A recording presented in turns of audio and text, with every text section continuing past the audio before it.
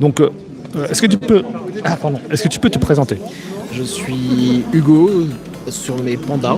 Je suis du club des frères des MHE d'Aix-en-Provence et d'Avignon. Et beaucoup ont déjà dû me croiser et surtout m'entendre en tournoi parce que je suis arbitre. Ça fait longtemps que je ne suis plus venu en tournoi en tant que combattant, mais par contre ça doit faire 4 ans que je suis là très souvent en tant qu'arbitre. Donc, Hugo Panda. Et depuis, je sais pas si tu m'avais dit, depuis combien de temps tu pratiques les AMHE? J'ai commencé en 2018, donc ça va faire 8 ans ce mois-ci. Wow. 8 ans ce mois-ci. Mais je crois que j'ai commencé un an après toi. Voilà. Je crois que j'ai commencé en 2019, moi, les AMHE. Ah ouais. Quasiment à un an près. Quasiment. Ok. Comment t'as découvert les AMHE ou comment t'es arrivé aux AMHE? Alors, je suis un passionné d'histoire, je pense comme beaucoup dans le milieu. Et j'ai toujours eu envie, d'être gosse, j'ai toujours, avec les potes, on s'est toujours joué aux mousquetaires, aux chevaliers, tout comme ça. Et quelques années plus tard, je suis tombé sur une vidéo que je pense beaucoup ont connue sur la génération comme moi qui a commencé il y a entre 8 et 10 ans, qui était Nota Bene, qui avait fait découvrir les AMHE au début de sa chaîne. Vraiment, c'était au tout début de sa chaîne. Et à l'époque, moi j'habitais en Normandie à ce moment-là, il n'y avait pas de club qui était monté. Et dès que je suis descendu dans le sud, j'ai eu la chance d'un club qui était juste à côté, les frères d'AMHE Aix-en-Provence. J'y suis arrivé il y a 8 ans. Je suis tombé amoureux de ce club et de cette discipline. Moi j'ai commencé comme tout le monde avec l'épée longue. Très vite je suis passé sur la plus belle arme qui est le sabre, bien sûr. Et aujourd'hui je fais essentiellement du sabre et de la rapière. D'accord. Rapière en ayant le plaisir de rapière dague, rapière cap. Bonne variété. Ok. Boxe de temps en temps aussi pour s'amuser. Et là, j'essaie de retrouver une source dont on m'a parlé, mais je ne l'ai pas toujours pas, où quelqu'un explique qu'il s'est retrouvé au marché à devoir sortir son épée et à prendre un poisson en main gauche. Donc là, j'ai commandé un poisson sur une boutique de GN pour pouvoir tester. Ok, d'accord. Ça peut être marrant. Comment ça, il n'est pas prêt, mon poisson? Comment ça, il n'est pas prêt, mon poisson? Exactement. Je voulais savoir aussi, avant de pratiquer les AMHE, tu pratiquais un autre sport avant? Alors, j'ai fait beaucoup de sport. J'ai un petit passif, on va dire, en arts martiaux en règle générale, arts martiaux asiatiques essentiellement, judo et kendo. Dans mon enfance ou mon adolescence. Boxe et grappling ensuite un peu plus tard en mode avec les copains. Et globalement ça. Puis après, pour à côté, mon autre petit dada, c'est le golf. Je pense que tu as répondu à ma question. Ton épée de prédilection? Le sabre. Et une raison particulière? Une raison particulière. Il y a 2 raisons qui m'ont vraiment amené au sabre. La première, c'est l'équilibre très particulier du sabre. C'est souvent la première arme qui n'est déjà pas droite qu'on fait au. Tiens, décris-moi le sabre. Alors, le sabre, la définition même du sabre, c'est une arme avant tout de taille, donc qui ne possède qu'un seul tranchant. C'est ce qui le différencie de l'épée. D'accord. Elle peut être droite ou courbe. Une arme de taille, c'est pas dire la grandeur de la lame. Non, c'est une arme qui est faite pour tailler. Voilà. Même si dans l'évolution du sabre, il va avoir tendance à être de moins en moins courbe, et faciliter l'utilisation des stocks. Mais historiquement, les sabres les plus anciens qu'on a en Europe de l'Ouest, qui arriveront vers le 16e, 17e siècle dans mon souvenir, au travers de l'arrivée des mercenaires venant de l'Est, les premiers Hussards qui arriveront, qui donneront les hussards à terme, ont des sabres très courbes. Les sabres polonais sont très courbes, hongrois et polonais. Eux vraiment, c'était essentiellement dans les sources qu'on voit, c'est essentiellement du coup de taille.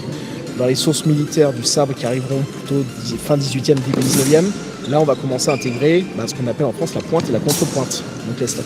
D'accord. Donc il y a ce côté-là le sabre est une arme qui est de taille, qui n'a pas de pommeau. Il n'y a pas de pommeau, donc ce qui fait que l'équilibre est beaucoup plus en avant. Et dans le mouvement qu'on va faire du sabre, on va être beaucoup plus entraîné par l'inertie de la lame Donc il y a moins de côté de je viens, j'attaque, et vraiment faut enchaîner. Et je sais pas, moi j'ai trouvé ce mouvement très agréable. D'accord. Et la deuxième, c'est les sources.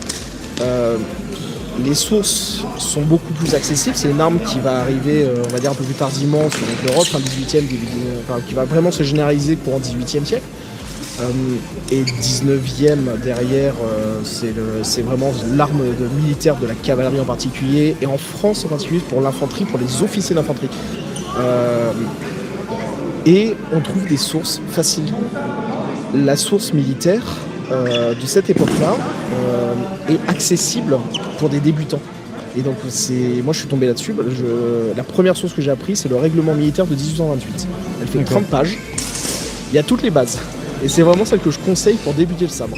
Est-ce que tu as eu des défis à relever lors de la pratique d'un MHE?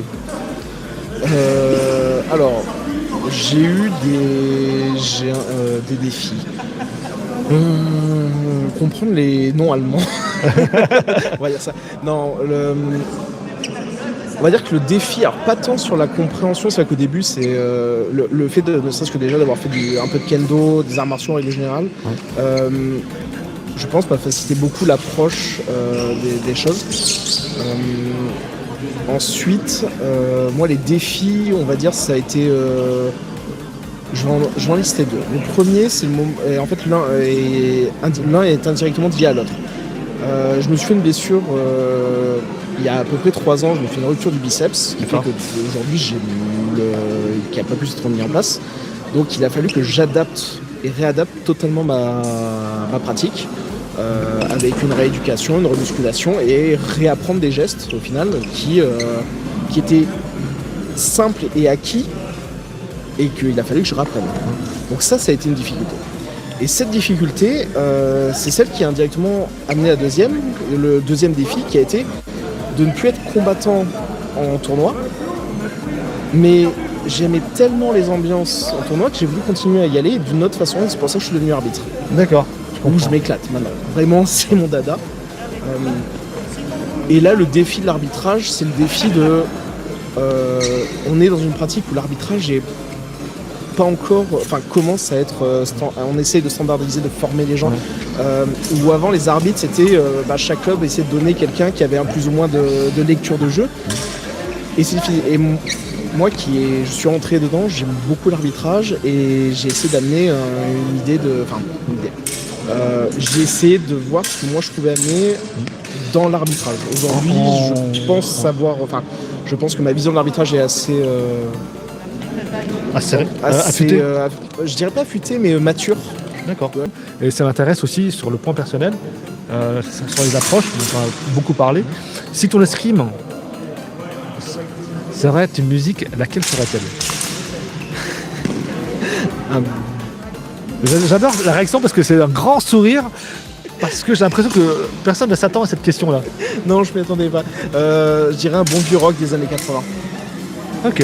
Un bon Queen, un bon Led Zepp, c'est ce qui va très bien avec le sabre. Là, on y va, il y a ce côté très entraînant, justement de la lame comme ça.